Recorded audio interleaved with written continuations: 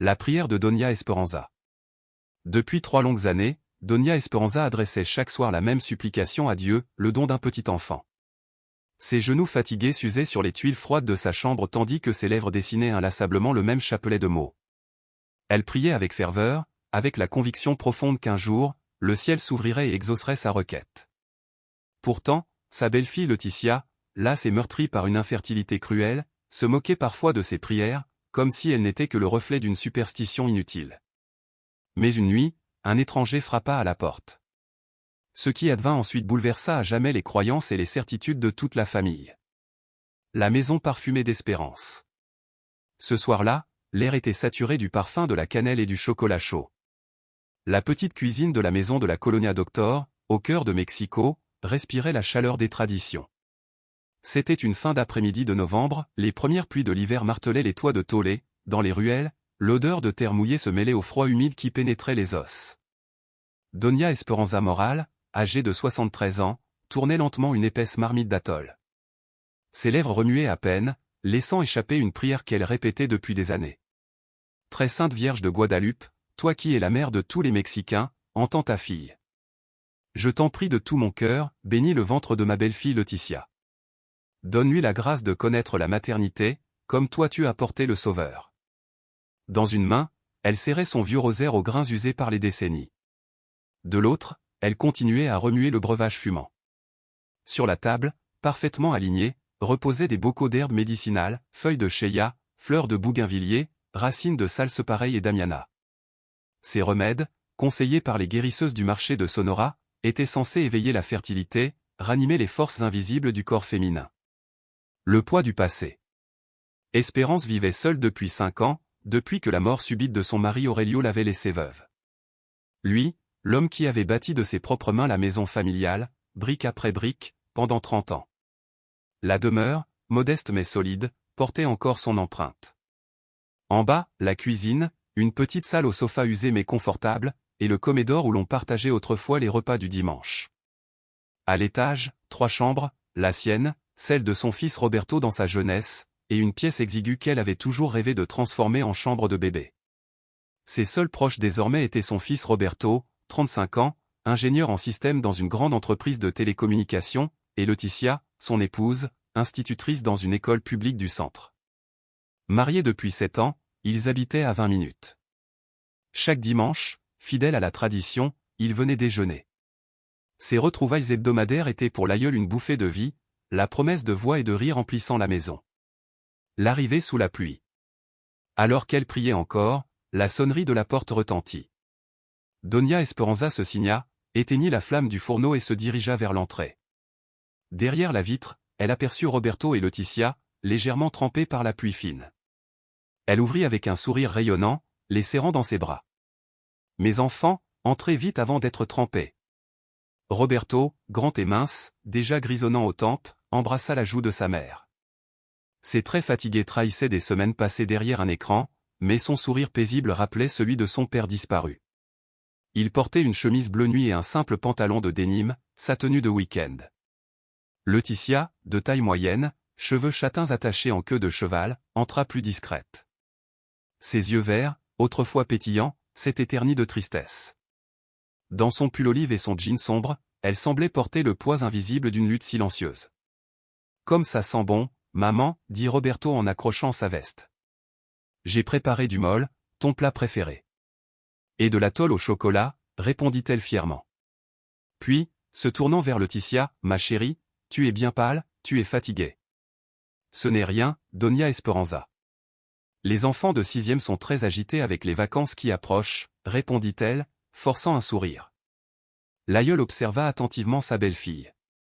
Depuis quelque temps, elle la voyait se refermer comme une fleur fragile, surtout lorsque la conversation effleurait le sujet des enfants.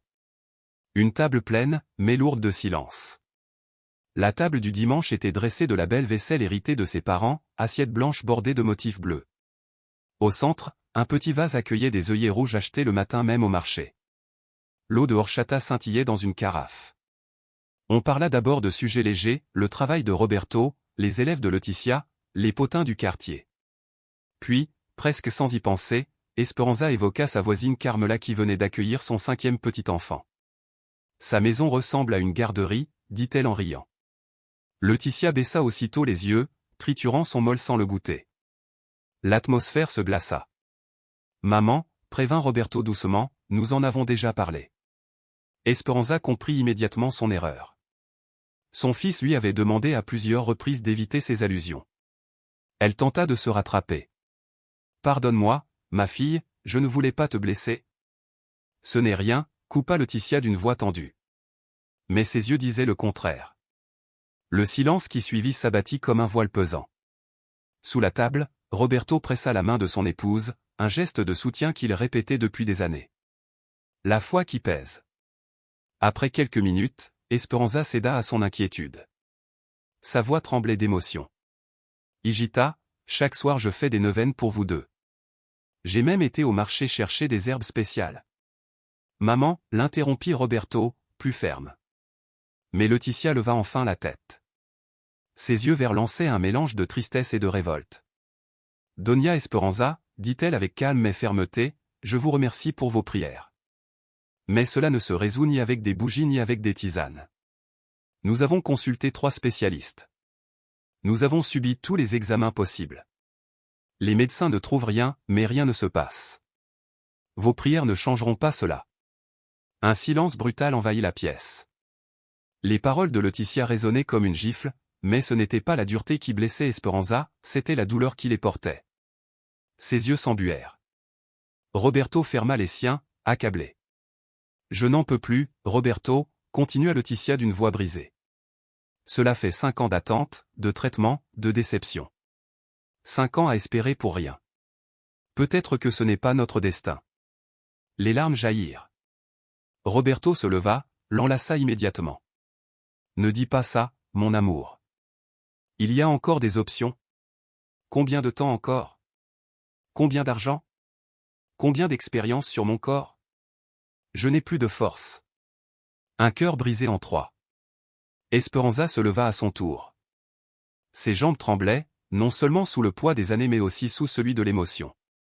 Elle s'approcha de Laetitia et posa ses mains ridées sur son visage en larmes. Pardonne-moi si mes mots t'ont blessé, Hija, murmura-t-elle d'une voix étranglée. Je ne sais pas comment aider autrement qu'en priant. C'est la seule arme que je possède. Laetitia croisa son regard noyé de larmes. Une onde de culpabilité la traversa. Elle savait que cette vieille femme n'avait que la foi pour offrir un appui. Mais cette foi, parfois, pesait sur elle comme une accusation silencieuse, comme si son incapacité à donner la vie était aussi une faute spirituelle.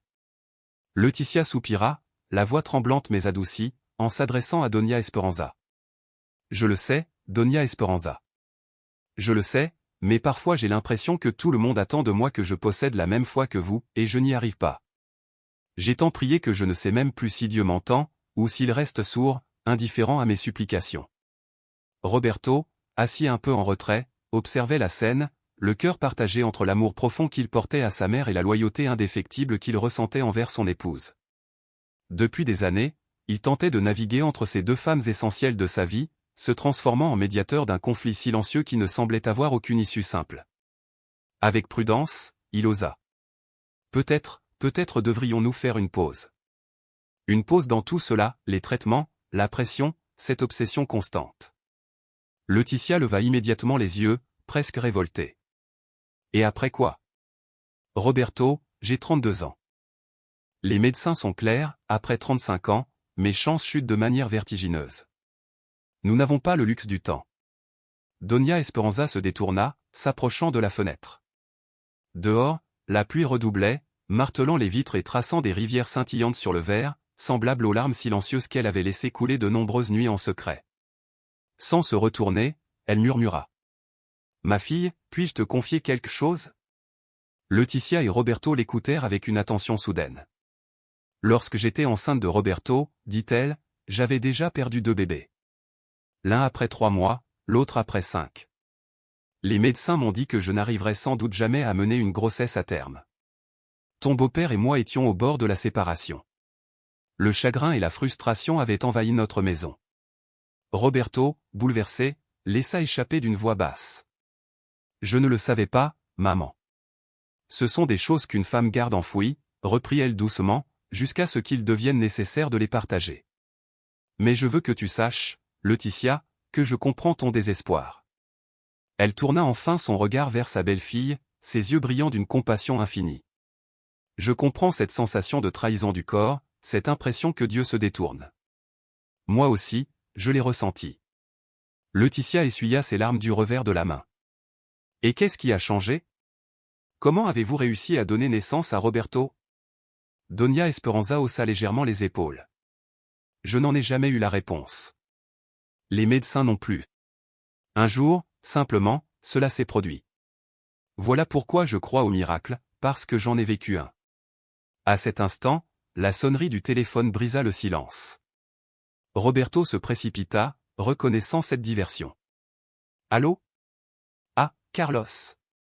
Oui, nous sommes chez maman. Quoi? Tu es sûr? Non, nous n'avons pas vu les nouvelles. Très bien, merci de nous prévenir. Il revint dans la salle à manger, visiblement préoccupé. C'était mon cousin. Il dit qu'il y a des manifestations au centre-ville contre la hausse du prix de l'essence. Des rues sont coupées. Il vaut mieux rester ici jusqu'à ce que tout se calme. Sans perdre une seconde, Donia Esperanza endossa son rôle habituel d'hôtesse. Bien sûr. Laetitia, tu as des vêtements ici. Roberto aussi. Je vais préparer du café et il y a du pain dulce pour accompagner. Leur désir d'échapper aux tensions familiales fut balayé par les circonstances extérieures. Ils n'avaient d'autre choix que de passer la soirée ensemble. La pluie persistait, battant le rythme de leur inquiétude. À la télévision, les nouvelles confirmaient l'agitation du centre-ville. Roberto aida sa mère à préparer le dîner tandis que Laetitia feuilletait distraitement une revue, cherchant un refuge dans la banalité. Lorsque la nuit tomba, Donia Esperanza alluma les bougies de son petit hôtel, comme elle le faisait chaque soir depuis des décennies, une flamme pour la Vierge de Guadalupe, une autre pour le Sacré-Cœur de Jésus, et une troisième pour les intentions particulières de sa famille. Laetitia observa ce rituel qu'elle connaissait par cœur, mais ce soir-là, elle le contempla avec un regard neuf, presque avide. Dans ce geste, il y avait une paix que, malgré son scepticisme, elle ne pouvait nier. « Puis-je vous demander quelque chose » souffla-t-elle. « Bien sûr, ma fille. N'avez-vous jamais douté? Jamais senti que vos prières s'étaient perdues dans le vide ?» Donia Esperanza s'assit à ses côtés. « Bien des fois, avoua-t-elle. Surtout quand ton beau-père est mort. J'ai crié à Dieu, je l'ai accusé, je me suis éloigné de l'Église. Mais un jour, j'ai compris que la foi n'est pas obtenir tout ce qu'on désire, c'est croire qu'il existe un dessein plus vaste que le nôtre. » Laetitia l'interrompit, la gorge serrée. « Et si ce dessein, c'est que nous n'ayons jamais d'enfants ?» La vieille femme serra les mains de sa belle-fille. « Je ne le sais pas, mon enfant. Mais ce que je sais, c'est que vous êtes empli d'amour. Et l'amour finit toujours par trouver un chemin, peut-être par un enfant biologique, peut-être par l'adoption, ou peut-être d'une manière que nous n'imaginons pas encore. » Roberto, qui écoutait depuis la cuisine, s'approcha, une tasse de café à la main. « Maman a raison. Nous avons tellement concentré nos forces sur ce que nous n'avons pas que nous avons oublié d'apprécier ce que nous partageons déjà. » C'est facile à dire, répondit Laetitia. Mais ce vide. Je le ressens aussi, murmura-t-il. Mais je refuse de laisser ce vide nous dévorer, détruire ce que nous avons construit. Ces paroles firent vibrer quelque chose en Laetitia. Elle réalisa combien leur quête avait rongé leur spontanéité, réduit leur intimité à un calendrier médicalisé, transformé leur conversation en une boucle obsessionnelle. Après un long silence, elle murmura. « Tu as raison. Nous avons perdu tant de choses en poursuivant quelque chose qui ne nous est peut-être pas destiné. » Donia Esperanza les regardait, les yeux embués de tristesse mais aussi d'espérance. Elle comprit que le poids du silence devait changer de camp. « Écoutez, dit-elle d'une voix ferme. Je vais arrêter. Je ne poserai plus de questions sur les médecins, ni sur les bébés, ni sur les remèdes. Vous avez besoin d'air, de temps pour guérir. Puis, espiègle. Mais je continuerai à prier pour vous, en silence. » Pour la première fois de la journée, Laetitia esquissa un sourire sincère. « D'accord. Je peux vivre avec ça. » Le reste de la soirée fut plus apaisé. Ils partagèrent un dîner simple, regardèrent un film, et la tension s'allégea peu à peu. La maison retrouva un calme fragile. Mais lorsque la nuit tomba profondément, Donia Esperanza resta éveillée, le cœur lourd. Vers 2 heures du matin, elle se leva discrètement, rejoignit l'autel aux bougies consumées et s'agenouilla. « Seigneur, murmura-t-elle, je ne comprends pas tes chemins, mais je me confie à toi. Si tu veux qu'ils deviennent parents, ouvre-leur cette route. Si ce n'est pas ta volonté, donne-leur la paix, la sagesse pour trouver d'autres formes d'accomplissement. Mais, je t'en supplie, ne laisse pas ce chagrin détruire leur mariage. Ils s'aiment tellement. » Une paix étrange l'enveloppa, non pas une réponse claire, mais la certitude intime qu'un changement approchait. Elle resta ainsi jusqu'à l'aube, inconsciente d'une silhouette tapie dans l'ombre à l'extérieur, observant à travers la fenêtre, puis s'éloignant silencieusement dans la rue encore déserte. Le lundi matin, Roberto et Laetitia reprirent la route vers leur appartement. Les manifestations s'étaient éteintes, la ville reprenait son souffle. Autour d'un café, avant de partir travailler, Laetitia prit enfin une décision. « Je crois que ta mère a raison. Nous avons besoin d'une pause. » « Une pause des traitements ?» demanda Roberto. « Une pause de tout. Des médecins, des calendriers, de cette pression constante. Je veux retrouver notre mariage, le redécouvrir pour ce qu'il est, une histoire de nous deux, pas seulement une attente de l'enfant qui ne vient pas. » Roberto sentit son cœur s'alléger. Depuis des mois, il rêvait de prononcer ces mots, mais craignait que Laetitia y voie un abandon.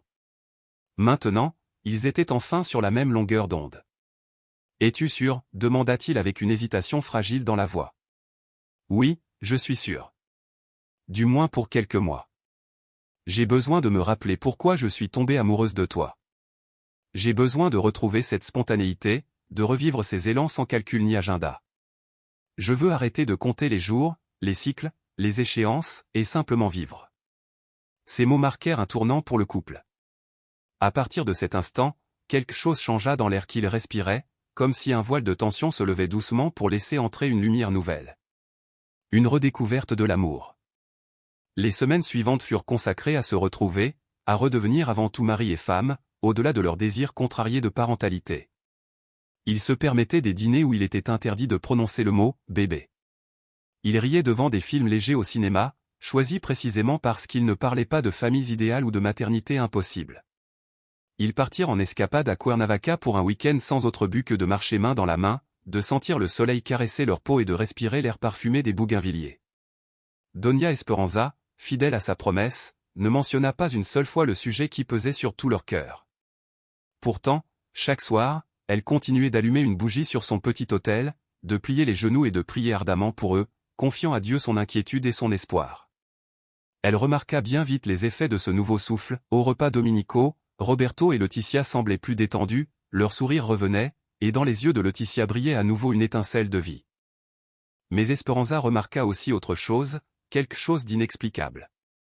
Depuis cette nuit où elle avait prié avec une intensité presque désespérée, elle sentait une présence autour d'elle. Ce n'était pas une menace, loin de là, c'était comme une ombre douce, une compagnie invisible, bienveillante, réconfortante. La rencontre. Un après-midi, alors qu'elle arrosait ses plantes dans le petit jardin derrière la maison, un bruit discret de coups frappés à la porte d'entrée la fit sursauter. Elle essuya ses mains sur son tablier et alla ouvrir. Sur le seuil se tenait un homme qu'elle n'avait jamais vu.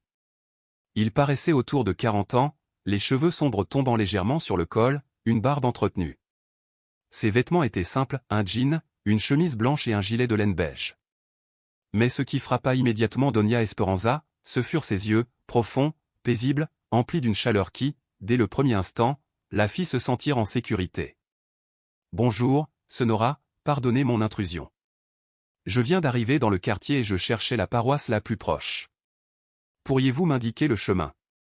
Esperanza sourit spontanément. Elle ne résistait jamais à l'occasion d'aider, surtout lorsqu'il s'agissait de foi. « Bien sûr, jeune homme.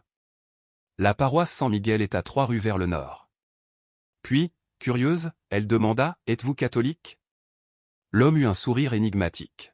« Je suis beaucoup de choses, mais surtout quelqu'un qui croit au pouvoir de la prière. » Il y avait dans sa voix une profondeur qui l'émut. Sans réfléchir, elle proposa, « Voulez-vous entrer boire un café ?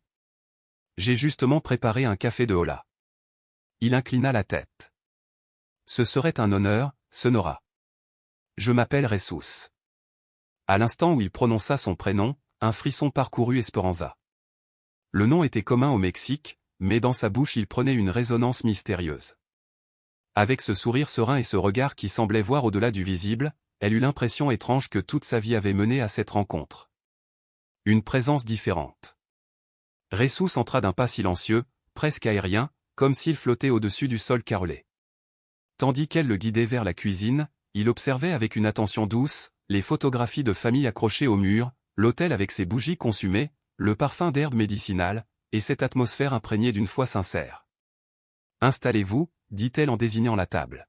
« Le café, vous le préférez sucré. »« Comme vous l'aurez préparé sera parfait » répondit-il avec une aisance naturelle, comme s'il était chez lui partout.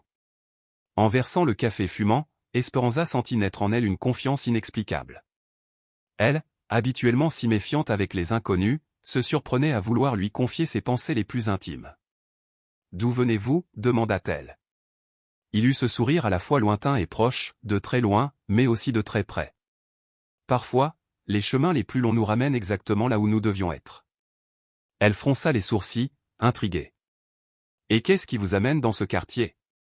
Ce n'est pas le plus charmant de la ville ?» Ses yeux plongèrent dans les siens avec une intensité bouleversante. « Je viens pour les prières. »« Les vôtres, précisément. » Le cœur de la vieille femme manqua un battement. « Mes prières ?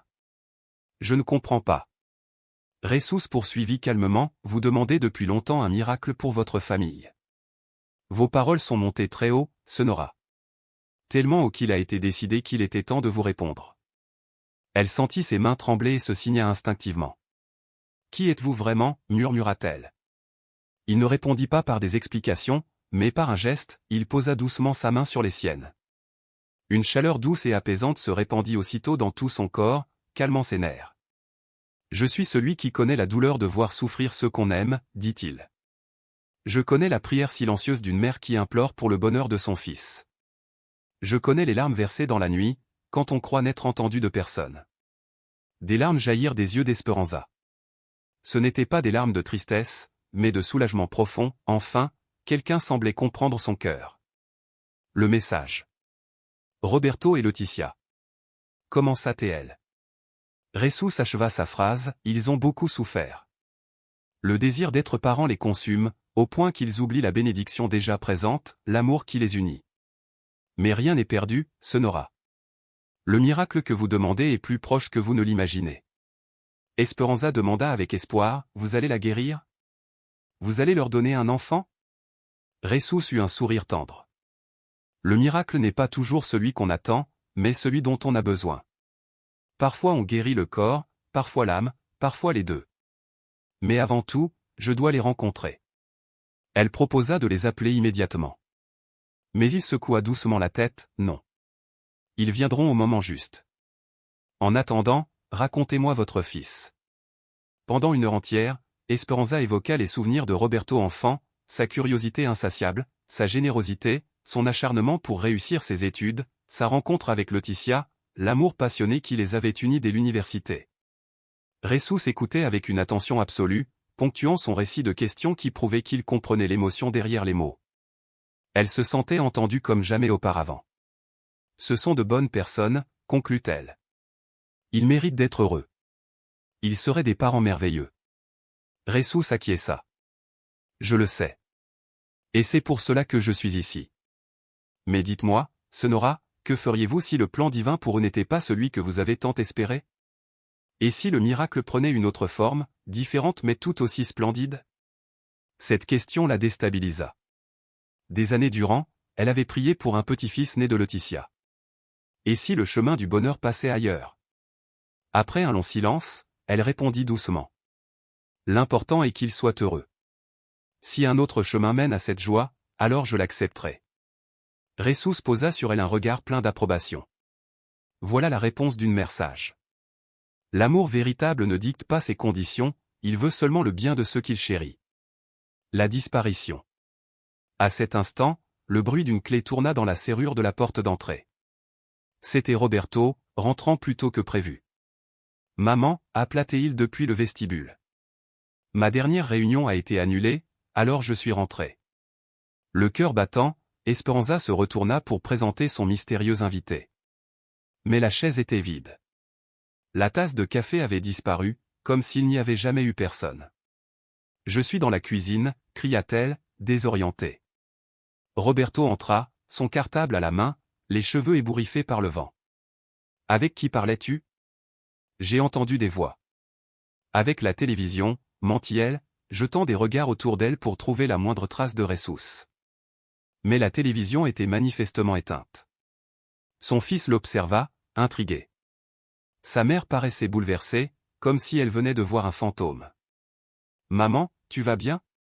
Tu sembles un peu pâle. »« Oui, mon fils, je vais bien. C'est seulement la fatigue qui me pèse un peu. Et toi, raconte-moi ta journée. » Roberto observa un instant la table, 2 tasses encore tièdes reposaient sur le bois ciré. Cela l'intrigua. Mais il n'insista pas.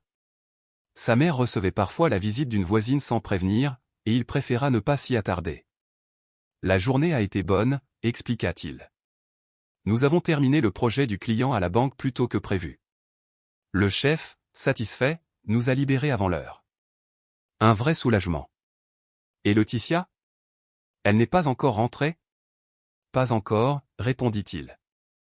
Mais elle ne tardera pas. Le mardi, elle a toujours une réunion avec les autres enseignants. Il se versa un verre d'eau et s'assit dans la chaise où, quelques instants auparavant, s'était trouvé un visiteur mystérieux. Doña Esperanza le regarda avec une attention troublée, se demandant si elle n'avait pas rêvé cette rencontre étrange. Après un moment de silence, Roberto reprit. « Maman, je voulais te remercier pour ce que tu nous as dit dimanche dernier. Tes paroles sur l'importance de nous laisser de l'espace m'ont beaucoup marqué.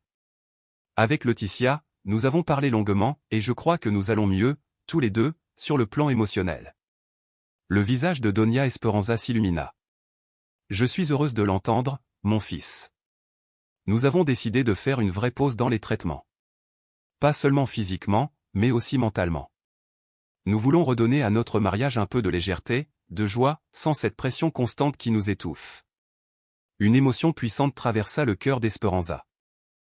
Les paroles de l'homme mystérieux résonnaient encore, parfois, il faut guérir l'âme avant de guérir le corps. Peut-être que cette décision était déjà une étape de ce processus de guérison dont il avait parlé. C'est une décision très sage, déclara-t-elle doucement. L'amour, comme une plante fragile, a besoin d'espace pour respirer. Roberto fronça les sourcils, surpris. Sa mère n'avait jamais tenu de discours aussi philosophique. Ses conseils tournaient plutôt autour des enfants, de la tradition familiale, de la continuité du sang. « Mais d'où te vient cette sagesse ?» demanda-t-il avec un sourire amusé. Un instant, Doña Esperanza fut tentée de mentionner son mystérieux visiteur. Mais comment expliquer quelque chose qu'elle-même n'était pas certaine de ne pas avoir rêvé? Alors elle éluda. Avec les années, on apprend certaines choses. Une demi-heure plus tard, Laetitia entra, le visage détendu, tenant un sac de pain sucré acheté à la petite boulangerie près de son école. Depuis des mois, Esperanza ne l'avait pas vue si sereine. Elle lui déposa un baiser sur la joue. « Buena tarde, Doña Esperanza. J'ai apporté des conchas et des cuernitos. J'ai pensé que nous pourrions prendre un café ensemble. »« Quelle excellente idée, ma fille, » répondit Esperanza chaleureusement. Ils préparèrent le café, disposèrent le pain sur des assiettes. Pour la première fois depuis longtemps, la conversation coula sans tension ni gêne. Ils parlèrent du travail de Laetitia, des projets de Roberto, des petits plans d'Esperanza pour embellir son jardin. Puis Laetitia dit soudain. « Le week-end prochain, c'est l'anniversaire de ma sœur Claudia. Elle organise une petite réunion familiale à Toluca. Cela vous plairait-il de venir avec nous ?» Roberto se tourna vers sa mère. « Tu serais partante pour un petit voyage, maman ?» Le visage d'Esperanza s'illumina. Depuis des mois, elle n'avait pas quitté Mexico. L'idée de mieux connaître la famille de sa belle-fille la réjouissait. « J'adorerais, » dit-elle. « Ce ne sera aucunement une gêne, » ajouta Laetitia. « Ma sœur demande toujours de vos nouvelles. Et puis, cela nous fera du bien à tous de changer d'air. » Cette nuit-là, seule dans sa maison redevenue silencieuse, Esperanza repensa à tout ce qui s'était passé. Elle alla à la cuisine. Les 2 tasses avaient disparu, lavées et rangées. Aucun indice ne prouvait que l'homme mystérieux avait réellement franchi sa porte. Pourtant, une paix profonde l'habitait. Elle s'agenouilla devant son petit autel et pria. « Seigneur, si ce que j'ai vécu aujourd'hui était réel, je te rends grâce de m'avoir exaucé. Et si ce n'était qu'un rêve, merci quand même pour la sérénité que je ressens. Donne-moi la force de croire en ton plan pour Roberto et Laetitia, quel qu'il soit. Le lendemain, elle se réveilla pleine d'une énergie oubliée. Elle nettoya la maison de fond en comble, comme si elle se préparait à accueillir quelque chose de grand. En essuyant la table du salon, elle découvrit un détail qui la bouleversa, un œillet rouge, frais, parfait, posé là comme s'il venait d'être cueilli. Mais son vase était vide depuis 2 jours, et elle n'avait acheté aucune fleur. Tremblante, elle prit la tige entre ses doigts. C'était vrai, murmura-t-elle. C'était vrai. Elle plaça l'œillet dans un petit vase de sa chambre, comme un secret précieux. Les jours suivants, elle observa avec joie les changements subtils dans le couple. Roberto et Laetitia semblaient plus complices, plus légers. Ils riaient davantage, se prenaient la main comme autrefois. Le vendredi, en préparant leur valise pour Toluca, Laetitia dit: Donia Esperanza, je crois que nous avons été si obsédés par l'idée d'avoir un enfant que nous avons oublié qu'il existe d'autres façons de fonder une famille. Esperanza la regarda, intriguée. Que veux-tu dire, ma fille? Ma sœur Claudia a adopté sa cadette quand elle avait 3 ans. Aujourd'hui, Carmen est aussi pleinement sa fille que les autres. Je me dis parfois que l'amour n'a pas besoin de passer par le sang pour être vrai. Roberto, qui chargeait les bagages dans la voiture, entendit la remarque. Il entra, surpris mais calme. Tu penses à l'adoption? Pas précisément, répondit Laetitia. Mais je veux garder mon esprit ouvert. Pour la première fois depuis des années, je ne ressens plus cette urgence douloureuse de tomber enceinte à tout prix. C'est comme une libération. Esperanza, émue, repensa aux paroles de son visiteur, il existe des guérisons de l'âme. Peut-être ce changement était-il exactement la guérison attendue. Le voyage à Toluca fut une révélation. La famille de Laetitia accueillit Esperanza avec une chaleur simple et sincère. Lors de la fête, elle observa la relation entre Claudia et Carmen, sa fille adoptive de 8 ans, une enfant vive et affectueuse, qui aimait sa mère d'un amour limpide. Aucune différence n'était faite entre elle et les autres enfants. Pendant la conversation, Claudia parla ouvertement de son expérience. Au début, confessa-t-elle, j'ai vécu l'adoption comme une défaite. Comme si je n'étais pas une femme accomplie. Mais le jour où j'ai rencontré Carmen, tout a changé. Ce n'était pas comme dans les films avec un coup de foudre instantané, mais une certitude paisible, elle était ma fille. Et je ne l'ai jamais regretté. Laetitia écoutait attentivement, les yeux brillants. Roberto aussi semblait touché. Esperanza savait que cette discussion n'était pas le fruit du hasard, c'était une réponse. Le soir, à l'hôtel, Roberto et Laetitia parlèrent longuement. Esperanza, dans la chambre voisine, ne distinguait pas les mots, mais la douceur de leur voix suffisait, elle portait la promesse d'une nouvelle compréhension. Sur le chemin du retour, Laetitia osa enfin dire ce qu'elle avait sur le cœur. Roberto, je crois que je suis prête à envisager l'adoption.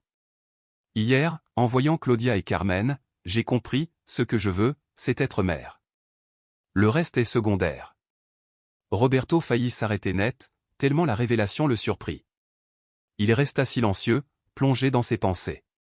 Pendant des années, il s'était obstiné à croire que seul un enfant de leur chair pouvait combler leurs désirs. Mais, en regardant Laetitia, il sentit naître en lui une nouvelle forme d'espérance. Derrière eux, Esperanza, assise sur la banquette arrière, ferma les yeux. Une chaleur douce envahit son cœur. Les paroles de l'homme mystérieux résonnaient encore, le miracle n'est pas toujours celui qu'on attend, mais celui dont on a besoin.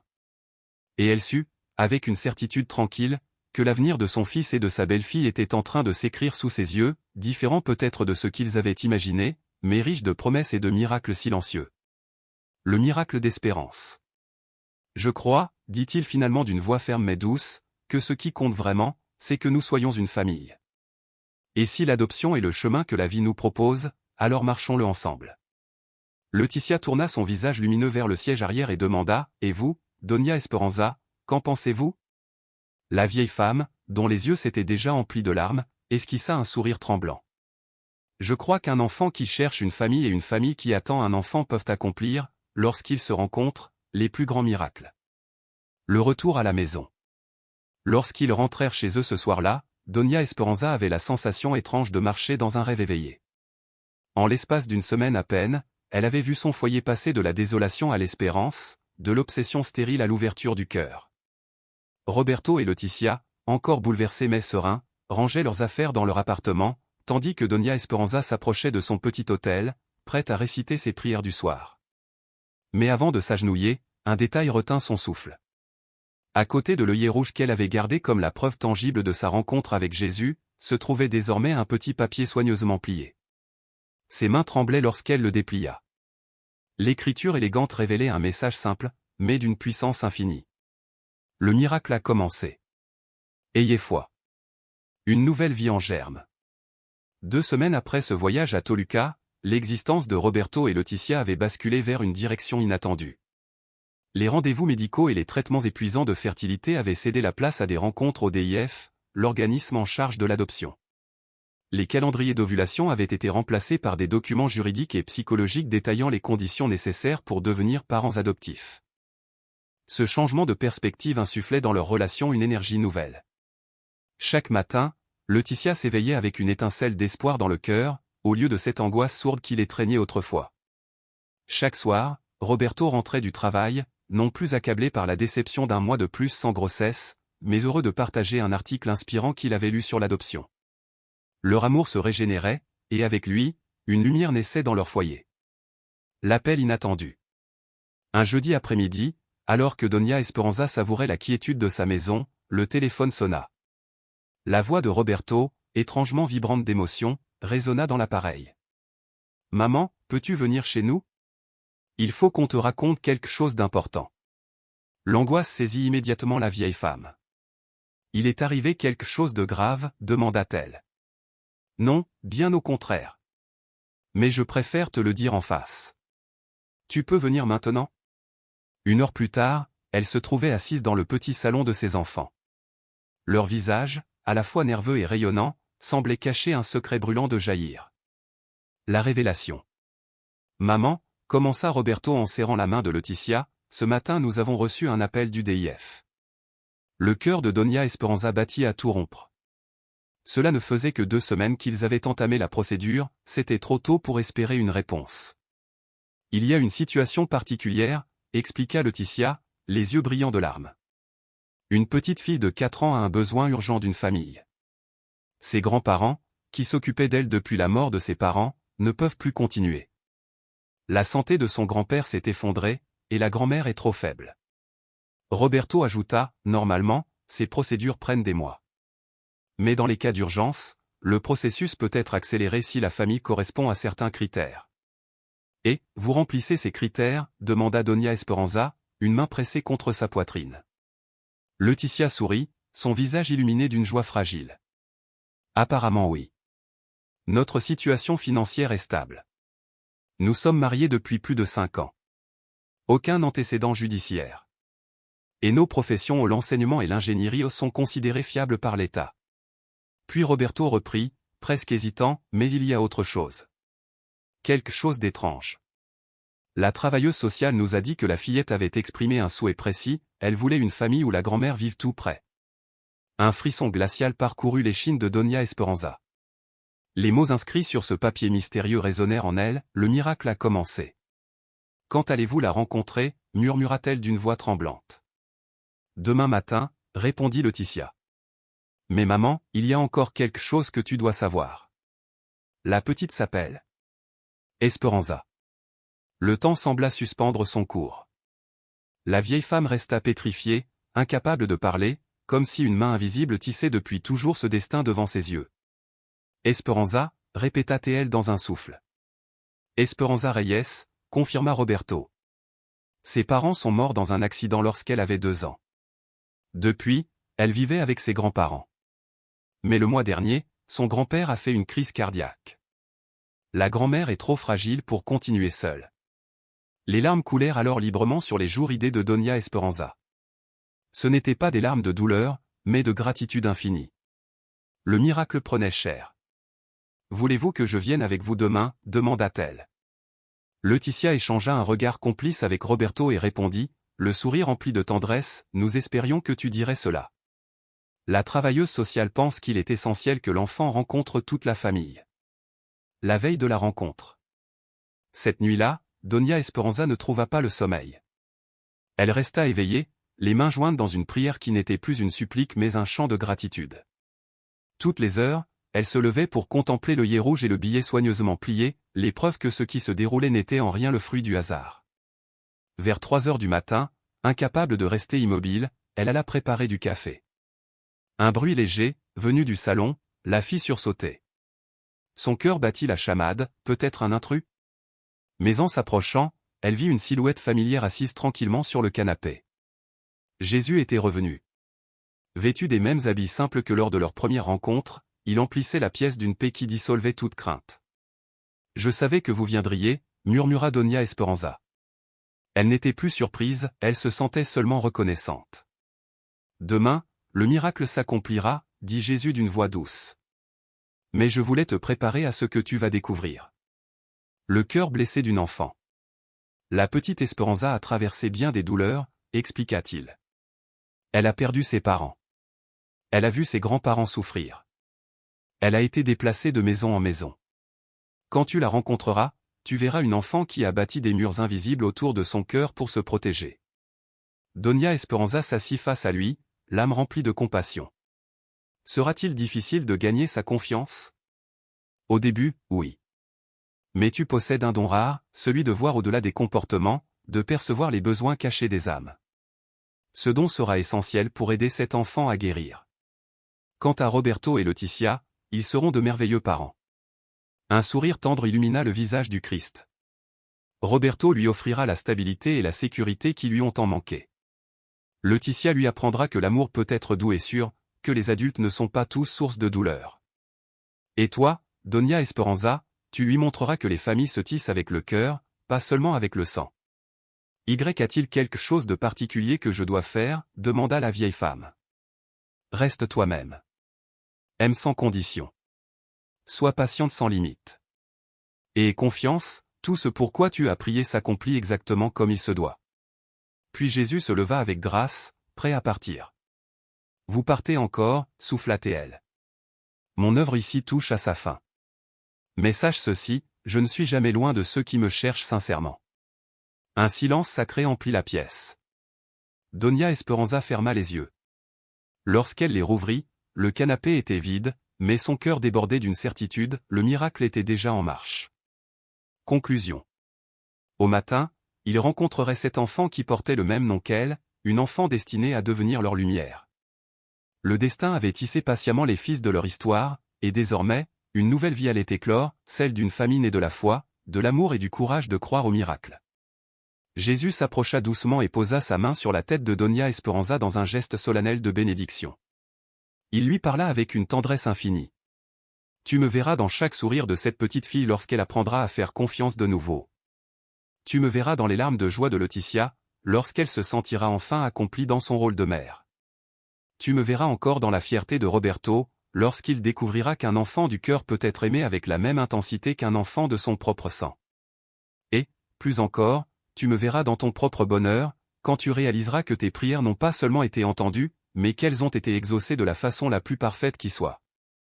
Avant que Doña Esperanza n'ait le temps de répondre, Jésus disparut à nouveau, laissant derrière lui seulement un parfum subtil d'encens, une senteur légère qui semblait flotter encore longtemps dans l'air, et une paix profonde qui envahit toute la maison. Le vendredi matin s'éveilla sous un ciel clair, presque immaculé, caressé par une brise douce qui faisait danser les rideaux blancs à la fenêtre de Doña Esperanza. Elle se leva avec une sérénité qu'elle n'avait pas ressentie depuis des années, comme si, enfin, le destin se préparait à lui offrir l'accomplissement de ses rêves les plus chers. Elle prit soin de se vêtir avec une attention particulière, un élégant tailleur bleu marine, qu'elle avait toujours considéré comme son porte-bonheur, et autour de son cou, le collier de perles que lui avait légué sa mère. Ce jour-là, elle ne cherchait pas seulement à faire bonne impression, plus que tout, elle voulait que la petite Esperanza, cet enfant qu'elle s'apprêtait à rencontrer, se sente immédiatement en sécurité et à l'aise auprès d'elle. À 9 heures précises, Roberto et Laetitia vinrent la chercher. Tous trois étaient gagnés par une nervosité palpable, mais il ne s'agissait pas d'angoisse, c'était une fébrilité douce, une tension lumineuse, remplie d'attente et d'espérance. Durant le trajet vers le centre d'adoption, Laetitia demanda pour la 5e fois.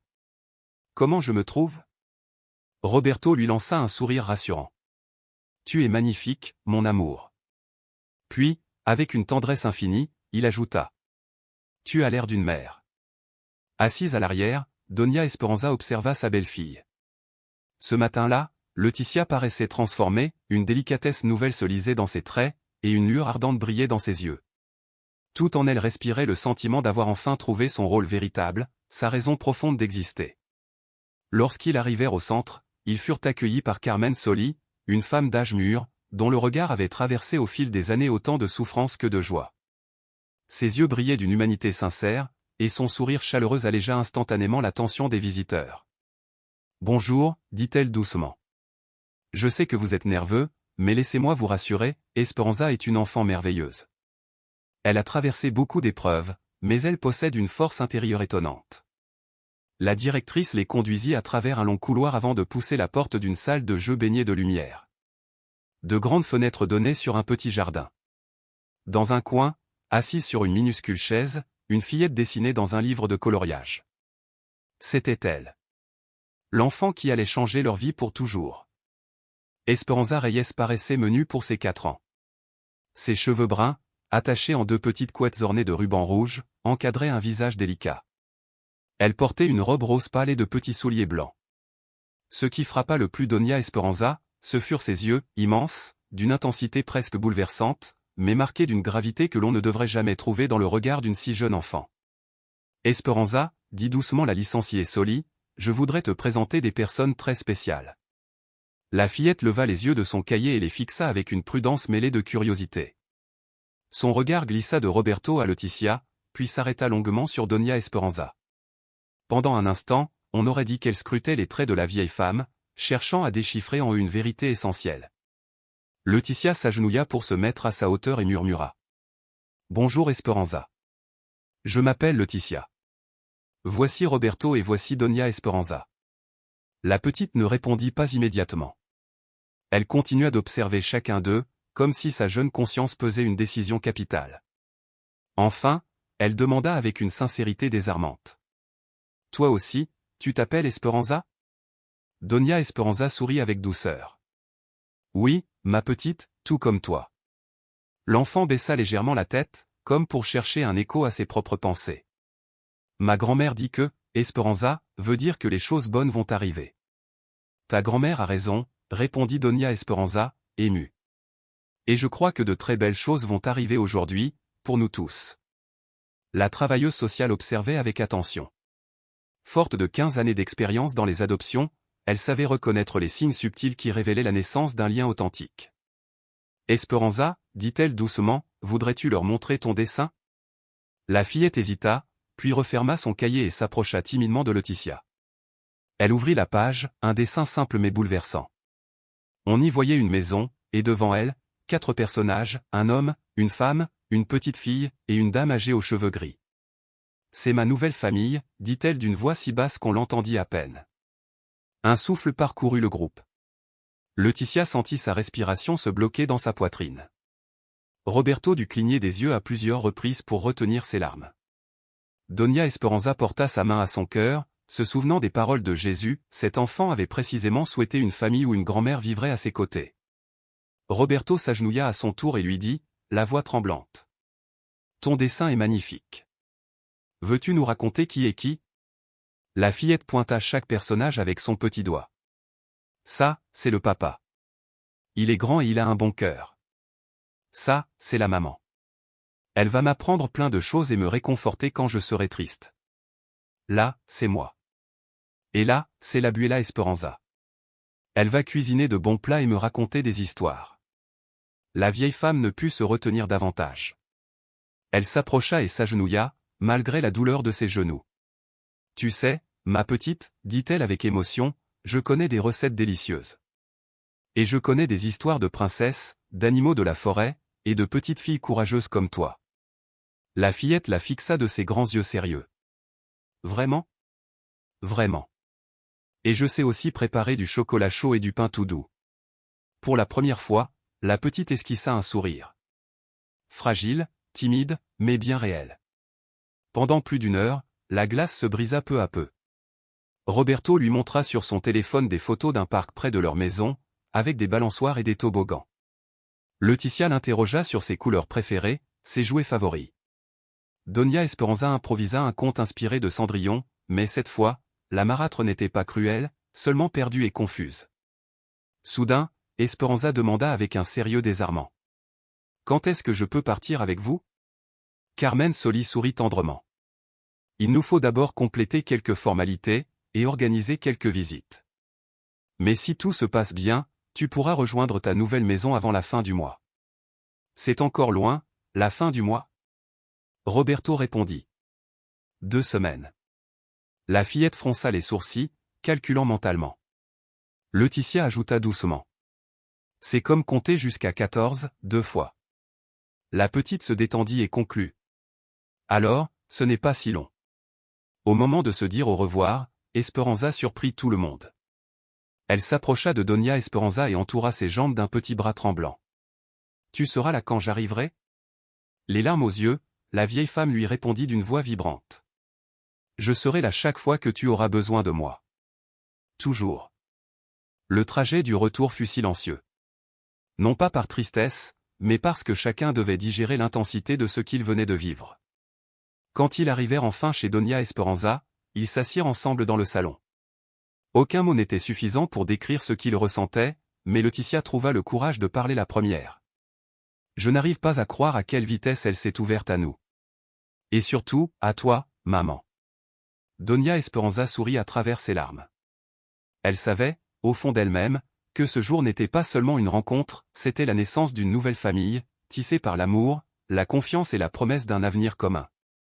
Le miracle d'Esperanza. Ella avait besoin de stabilité, affirma Donia Esperanza avec une conviction tranquille. Les enfants qui ont perdu tant de choses développent une sensibilité particulière, ils savent instinctivement reconnaître les personnes qui leur offriront sécurité et réconfort. Roberto, l'air grave, rompit le silence. « Croyez-vous vraiment que nous faisons ce qu'il faut ?» demanda-t-il soudain. « C'est une responsabilité immense. Elle a vécu tant de traumatismes. » La voix de Donia Esperanza s'éleva, ferme et rassurante. « Mon fils, cette petite a autant besoin de nous que nous avons besoin d'elle. J'ai vu la manière dont elle t'a regardé quand tu lui as montré les photos du parc. J'ai perçu comment son corps s'est détendu quand Laetitia lui a parlé avec douceur, et j'ai senti ses petites mains s'agripper à moi avec une force désespérée lorsque je l'ai prise dans mes bras. Rien de tout cela n'est un hasard. » L'attente fébrile. Les 2 semaines qui suivirent furent un tourbillon. Les évaluations psychologiques, les visites à domicile, des montagnes de formulaires à remplir bien plus qu'il ne l'avait jamais imaginé. Mais au-delà de la bureaucratie, ces jours furent aussi un temps de préparation intérieure, un apprentissage du cœur. Laetitia prit un congé d'1 semaine à l'école afin de préparer la chambre qui deviendrait le refuge d'Esperanza. Roberto, lui, multiplia les heures supplémentaires, soucieux de garantir la stabilité financière nécessaire à l'accueil d'une enfant. Quant à Donia Esperanza, elle organisa sa maison, sachant qu'elle deviendrait un lieu de passage régulier pour cette nouvelle petite fille et pour les nombreuses visites officielles qui jalonneraient les mois à venir. Mais surtout, elle ouvrit son cœur avec la patience et la tendresse d'une grand-mère qui s'apprête à donner une nouvelle vie à son rôle. Le jour de l'arrivée. Lorsque la petite Esperanza franchit enfin le seuil de sa nouvelle maison, un vendredi ensoleillé de décembre, tout semblait baigné de lumière. Donia Esperanza avait préparé un repas de fête, poulet en molle, riz rouge parfumé, haricots refrits, et pour le dessert un flan onctueux, préparé spécialement pour marquer ce jour historique. La fillette entra, serrant contre elle une petite valise contenant ses rares biens et un ours en peluche usé, témoin fidèle de ses nuits de solitude depuis la mort de ses parents. Ses yeux grands ouverts scrutaient le moindre recoin. « C'est ici ma maison ?» demanda-t-elle d'une voix hésitante. Laetitia prit sa petite main et répondit avec chaleur. « Oui, mon trésor. Ici, c'est ta maison. Veux-tu voir ta chambre ?» Avec une prudence presque adulte, Esperanza examina chaque meuble. Elle caressait les surfaces, ouvrait les tiroirs, s'asseyait sur son lit neuf comme pour vérifier que tout était bien réel. Puis, après un long silence, elle leva les yeux vers Roberto. « Est-ce que je peux rester ici pour toujours ?»« Pour toujours, » promit-il sans hésiter. « Et nous ne partirons jamais, » ajouta Laetitia. « Et moi non plus, » dit Donia Esperanza en s'avançant dans la pièce. « J'habite tout près. Tu viendras manger chez moi chaque dimanche, et chaque fois que tu le voudras en semaine. Et si tu as besoin de moi la nuit, Il suffira de dire à ton papa ou ta maman de m'appeler, et je viendrai immédiatement. La fillette réfléchit avec un sérieux bouleversant. Demain, on peut aller voir ta maison. Demain, nous irons, promit la grand-mère. La certitude d'un plan divin. Cette première soirée, après le dîner et une fois la petite endormie, Roberto, Laetitia et Doña Esperanza restèrent assis dans le salon, émus par l'intensité de la journée. Je n'arrive pas à croire que nous avons enfin une fille, murmura Laetitia, des larmes de joie brillant dans ses yeux. Doña Esperanza hocha la tête, certaine. Le plan de Dieu a toujours été elle. Toutes ces années d'attente n'étaient qu'une préparation pour ce moment précis, pour cet enfant-là. Roberto serra sa mère dans ses bras, ému.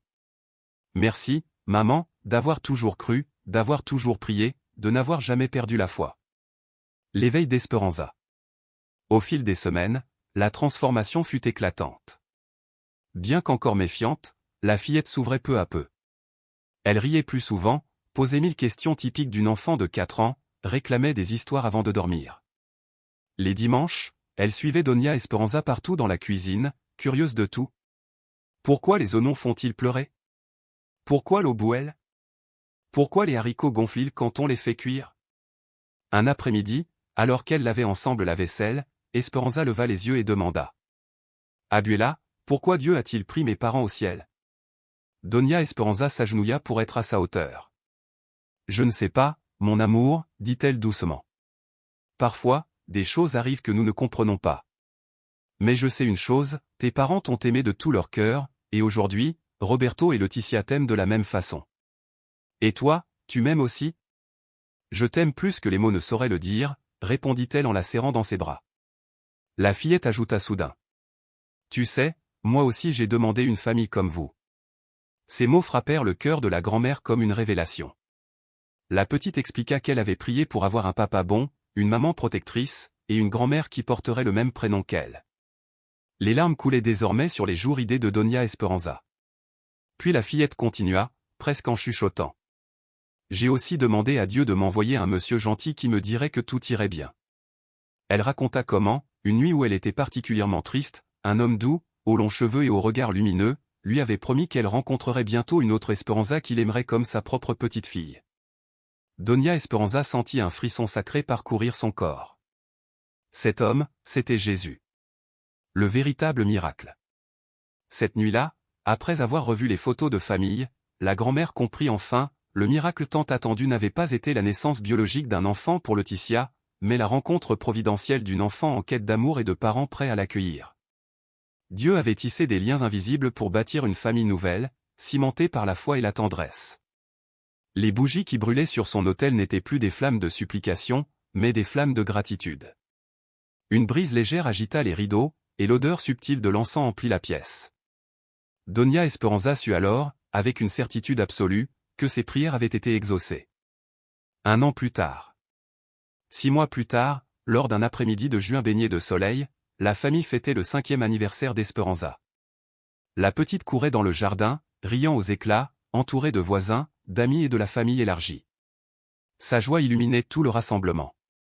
Roberto, ému, dit à sa mère. Peux-tu croire qu'il y a 1 an, nous pensions que nos vies étaient déjà complètes sans elle? Doña Esperanza contempla la fillette qui soufflait ses bougies, le visage rayonnant. Les plans de Dieu sont toujours plus grands que les nôtres, répondit-elle avec conviction. Il nous fallait seulement la patience d'attendre leur révélation. En regardant autour d'elle, entourée de rire et d'amour, Doña Esperanza sentit une paix profonde s'installer dans son cœur. Ses prières avaient été exaucées d'une manière plus belle qu'elle n'aurait jamais pu l'imaginer. Et bien qu'elle ne revît jamais Jésus physiquement, elle savait qu'il avait tenu sa promesse. Il vivait dans chaque sourire d'Esperanza, dans chaque larme de bonheur de Laetitia, dans chaque regard fier de Roberto, et dans sa propre gratitude infinie. Le miracle n'avait pas été de transformer les circonstances pour qu'elles correspondent à leurs désirs. Le miracle avait été de transformer leur cœur pour qu'ils reconnaissent la bénédiction qui leur était destinée depuis toujours. Et dans cette vérité, Doña Esperanza découvrit la foi la plus profonde qu'elle ait jamais connue. Fin.